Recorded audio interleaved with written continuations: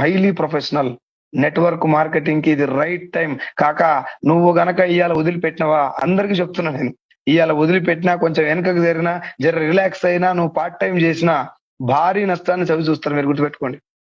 యుద్ధం చేస్తున్నా నేను ఇలా పొద్దుగాల నుంచి. ఇది ఇది 3వ మీటింగ్ నాకు. ఇంకొక మీటింగ్ ఉన్నా ఇక్కడి నుంచి వెళ్తా నేను.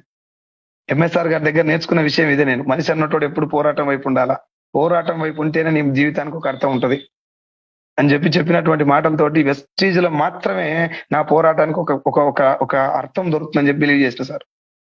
9 దేశాలకు పోయి కంపెనీని పట్టుకొని 4 కోట్ల మంది ఉన్నటువంటి కంపెనీని పట్టుకొని ఉంటదా పోతుందా అని అడుగుతారా సార్ ఎవడన్నా బయటోడు? వాడిని పట్టుకొని మళ్ళీ మీరు బంద్ చేయటం ఇది దౌర్భాగ్యం.